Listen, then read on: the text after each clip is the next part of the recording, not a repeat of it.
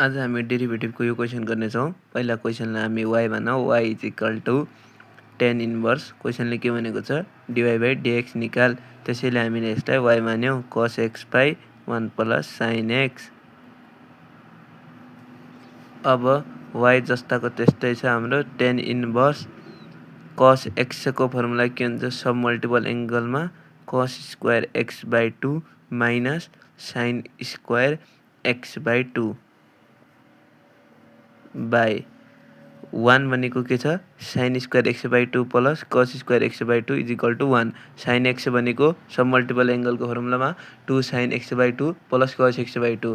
In दुईटालाई जोड्दा भन्नाले इन दुईटालाई जोड्नु जस्तो हो। त्यसैले sin square x by 2 plus cos square x by 2 plus 2 sin x by 2 plus 2 यो a प्लस b का होल स्क्वायर जस्तो फर्ममा छ। यो a स्क्वायर, यो b स्क्वायर, यो 2ab। त्यसैले हामी यसलाई के लेख्न सक्छौँ, sin x by 2 plus cos x by 2 का होल स्क्वायर लेख्न सक्छौँ। अब tan इन्भर्स जस्ताको त्यस्तै, अब यो a माइनस b का फर्ममा खुल्दा एउटा a प्लस b हुन्छ, यसको एउटा a माइनस b हुन्छ। तलीतिर छ sin x by 2 plus cos x by 2, माथिको cos x by 2 plus sin x by 2 काट्यो, माथितिर पछि माइनसवाला cos x by 2 minus sin x by 2। तलीतिर थियो प्लस है प्लसवाला, त्यसैले एउटा प्लसवाला पछि म cos x बाई 2 लाई अगाडि लेखेर लेखिदिन्छु। प्लसमा अगाडि पछाडि लेख्दा फरक पर्दैन।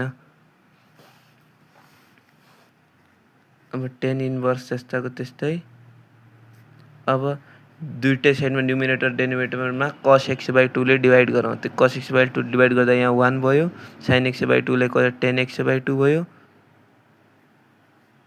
डिभाइड यहाँ 1 भयो, 1 प्लस tan x बाई 2।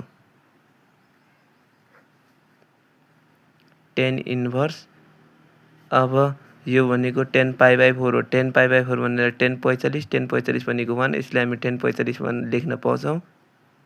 र तलीको 1 जस्ताको त्यस्तै 1 प्लस tan पाई बाई 4 भनेको 1 हो। 1 ले कसैलाई इन्टु गर्दा पनि सेम हुन्छ, यस्तो लेख्न मिल्छ। र अब यो फर्मुला बन्यो tan a minus tan b divided by tan a plus tan b। त्यसपछि यसलाई हामी लेख्छौँ tan inverse tan pi by 4 minus tan x by 2